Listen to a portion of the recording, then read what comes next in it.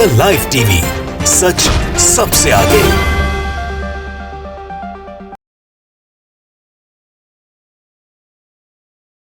जो एसएससी के छात्र हैं लगातार जो है प्रदर्शन कर रहे हैं और प्रदर्शन करने के बाद जो है आज जो है ये गृह मंत्रालय का घेराव करने वाले थे। उसके बाद जो है आज उसके बाद पुलिस और एसएससी के छात्रों के बीच जो है ये कुछ कहा सुनी होगी, हल्का फुल्की झड़प हुई, जिसके बाद जो है गृह मंत्रालय जाने की बात कर रहे थे, जिसमें दिल्ली पुलिस ने साफ तौर पर मना कर दिया कि इजाज़त नहीं है, यहाँ से आप कहीं जा नहीं सकते।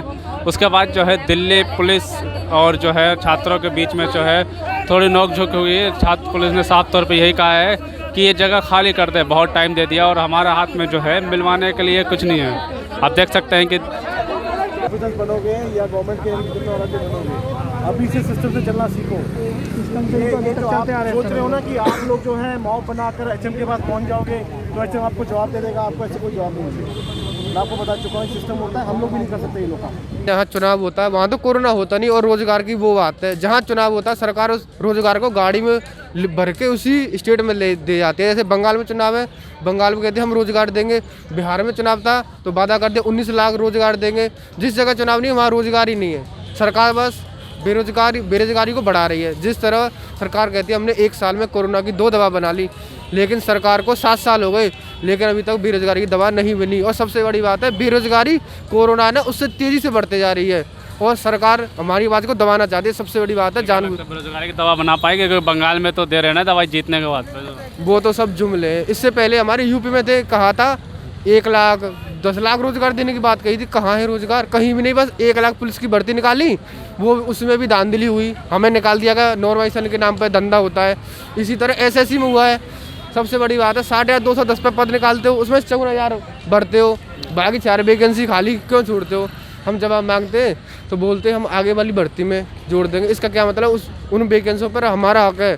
और सबसे बड़ी बात है 54,000 जो बच्चे उन्होंने ट्रेनिंग के लिए बुलाए हैं उसमें से केवल 35,000 ही बच्चे ज्वाइन करेंगे।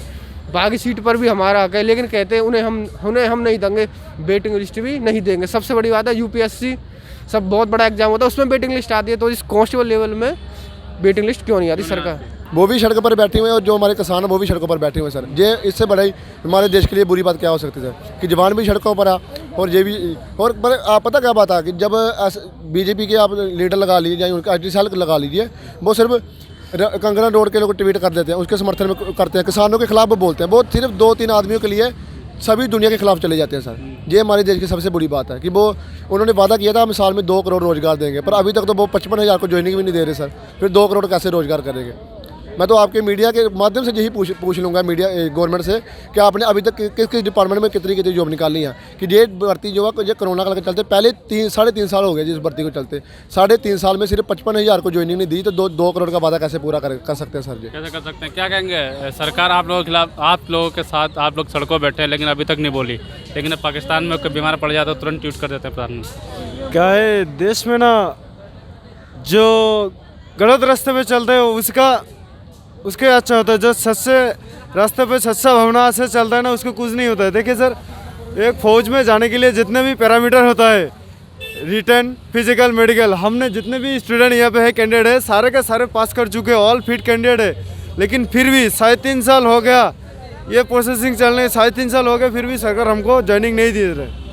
और हमने सारे जगह मेमोरेंडम दिया है माननीय राष्ट्रपति जी के पास, इच्छा मृत्यु के लिए भी हमने आवेदन कर दिया है, लेकिन उनके पास भी कोई जवाब नहीं मिला। उनके अब माननीय गृह मंत्रालय का पुलिस भी धमका रही थी अभी आपको। जी सर, पुलिस का रोज का काम है, लाठीचार्ज भी करते धमकाते भी कि हमें प्रोटेस्ट करने के लिए भी सर ये अनुमति नहीं दे रही। अगर हमारे संविधान के तहत चले तो हमें हर कोई नौजवान, हर कोई युवा अपनी बात को जंतर मंतर पर सर जो प्रोटेस्ट के लिए जगह बनाई गई है, पर हमें जहाँ पर भी परमिशन नहीं मिल रही है। अगर परमिशन मांगने जाते हैं तो अक्सर धक्के मिलते हैं कि इस थाने में नहीं आप उस थाने में जाइए, इस थाने में नहीं आप उस थाने में जाइए। परमिशन देते हैं तो सिर्फ सुबह 11 बजे से लेकर शाम 4 बजे तक, और 4 बजे की परमिशन होती है और 3:30 या 3:45 बजे हमें धमकी देकर जहाँ से उठा दिया जाता है कि आपके परमिशन का टाइम खत्म हो चुका है। तो क्या ऐसे कब तक चलता रहेगा सर? देखिए दिल्ली पुलिस ने और गवर्नमेंट ने हमारे ऊपर इतना प्रेशर, इतना टॉर्चर कर रहे सब सर। अब देखिए हमारा यहाँ पे जितना भीड़ है इससे कई गुना ज़्यादा। आप सर इंडिया गेट में जाओगे ना सर शाम के टाइम में, इससे कई गुना हज़ारों ज़्यादा भीड़ दिखाई देंगे सर।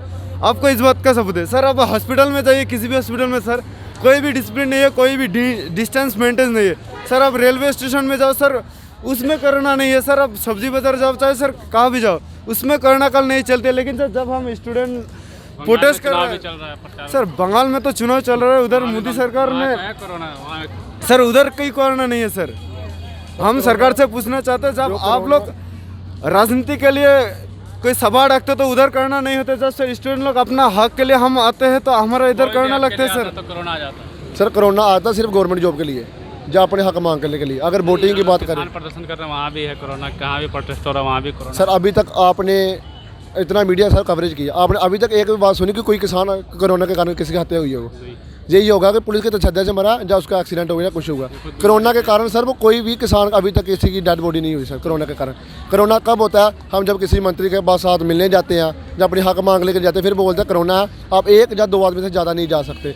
और हमारे ऐसे हैं कि सर 2 आदमी अगर पुलिस स्टेशन के पास जाते हैं, उन पर तशद्दुद किया जाता है कि आप लोग केस करिए, कोर्ट केस करिए और घर चले जाइए, फिर आप जी सकते हैं। कोर्ट केस तो सर हमने ऑलरेडी पहले लगा चुका, हमने लगाए हुए हैं सर।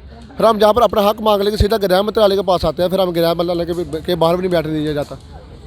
जैसे भाई ने कहा कि कोरोना की दवा निकल गई तो बेरोजगारी की दवा निकाल पाएंगे प्रधानमंत्री? सर ये अभी तक तो जो हमने देखा 10 साल से गवर्नमेंट चल रही है, अभी तक तो सर खुद देख लीजिए कि ये भर्ती को 3.5 साल हो गया, अभी तक 55,000 के लिए मेडिसिन नहीं निकली कोरोना बेरोजगारी की, फिर 2 करोड़ के लिए कहाँ से निकलेगी? इसको सर जो दवा निकलती है ना, जो सिर्फ बातों में या मैनिफेस्टो में निकलती है। अभी सर आप देख लीजिए बंगाल में इलेक्शन है, हमारे प्रधानमंत्री साहब वहाँ पर है, अमित शाह जी वहाँ पर है, राजनाथ वहाँ पर जा रहे हैं, आदित्य जोगीनाथ जो यूपी के सीएम है वो बंगाल में। फिर हम लोग कैसे मिलेंगे सर?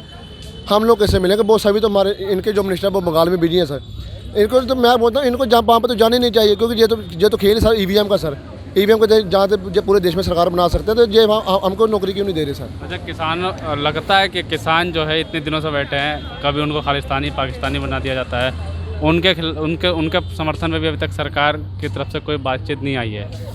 तो क्या लगता है आप लोगों के साथ आएगी सरकार, कुछ बोलेगी आप? सर हमें तक तो सरकार के हम तो सर हम अपना पूरा हक लगा रहे हैं कि हमें सरकार से बातचीत हो, हमें ज्वाइनिंग मिले, पर अभी तक सरकार की तरफ से हमें एक भी जो नोटिस नहीं आया मिलने के लिए कि आप लोग हमसे मिलिए, हम आपकी बात को सुनते हैं। जबकि इन्होंने बोला था कि हम बेरोजगारी की बातों को सुनेंगे, इनको नौजवान देंगे, कि जो हमारी नौजवान पीढ़ी है, जो हमारी हर एक पार्टी रीढ़ की हड्डी होती है, पर इनकी बात को दबाया जाता है सर। हर बार आपने भी देखा होगा, हर बार नौजवान की बातों को उठाया जाता। अगर 2011 की भर्ती देखते हैं, उसमें भी एसएससी के ऊपर कोर्ट केस लग रहा है। नौजवानी तो सबसे ज़्यादा प्रधानमंत्री के साथ से सर वो कोई नहीं देता सर। प्रधानमंत्री का साथ जो रेप दे रही है वो सिर्फ ईवीएम दे रही है सर, और कोई उसका साथ नहीं दे रही है सर। यही हमारी देश की सबसे बड़ी गड़बड़ी है कि ईवीएम से वोटिंग हो रही है। अगर ये बैलेट पेपर से एग्जाम होते हैं तो फिर तो मैं तो कहता हूँ कि अगर ऑनलाइन एग्जाम हो रहा है, ऑनलाइन में धांधली होती ही होती है सर। आप अगर एसएससी डिपार्टमेंट पहले ऑफलाइन एग्जाम लाता था, तो आपने उसको ऑनलाइन एग्जाम क्यों किया? फिर आपने उसमें नॉर्मलाइजेशन कर दी। अगर एक शिफ्ट में 250 आदमी एग्जाम दे रहा है, तो 250 को 16 नंबर बढ़ा दिए जाते हैं, किसी के 10 नंबर बढ़ा। इसे हम धांधली नहीं बोलेंगे और क्या बोलेंगे? अगर लॉकडाउन के चलते ये भर्ती 1 साल से हो रही है, कुछ ऐसे भी कैंडिडेट है कि जो फिजिकली की कट ऑफ के लिए भी क्वालिफाई नहीं थे सर, उनके 15 नंबर बढ़ाकर वो भी ट्रेनिंग कर रहे हैं। जो वो लोग हमसे 10 नंबर कम थे, फिर हमें 0.1 नंबर से 0.001 नंबर से सर बाहर निकाला गया हुआ। बेरोजगार को रोजगार देना सरकार का नैतिक जिम्मेदारी होती है। हम लोग 3-4 साल से इधर उधर भटक रहे हैं, हमारा अंतिम सूची चयन में बाहर कर दिया है, इसलिए हमारा मांग है सरकार तक पहुँचाए आप लोग, क्योंकि हमें ये हमारा मांग पूरा करे सरकार। अभी तो जो 2 करोड़ रोजगार देने की बात की थी, उन लोगों को तो रोजगार जैसे कह रहे नहीं मिला है, और जो सरकारी कर्मचारी जो पहले से नौकरी कर रहे थे, तो जो चीज़ें प्राइवेट हो रही, एक रिपोर्ट आई है तो उसमें भी लगातार जो है उनकी नौकरियां जा रही हैं। सर सरकारी नौकरी की सर बड़ी दूर की बात है। अभी 6 महीने पहले की आरटीआई का जवाब था कि मोदी गवर्नमेंट ने सर 29 सरकारी कंपनियाँ जो बेच दी हैं।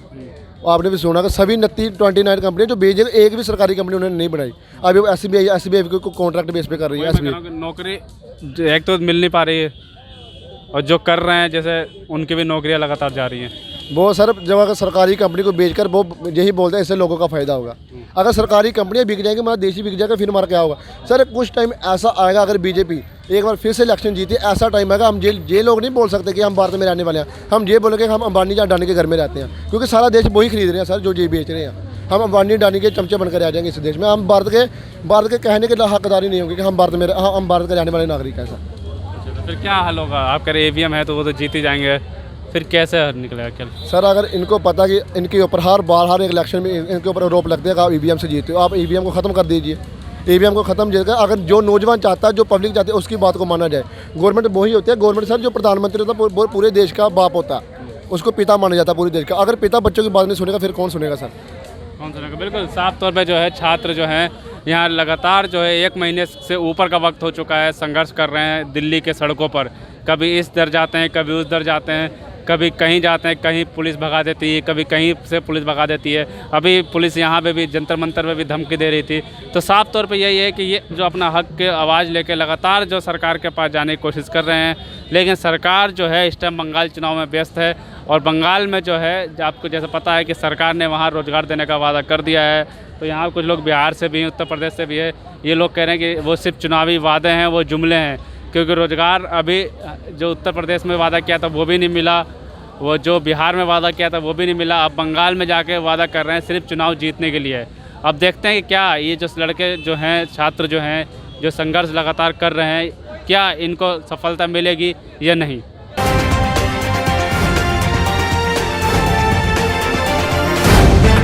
द लाइव टीवी, सच सबसे आगे।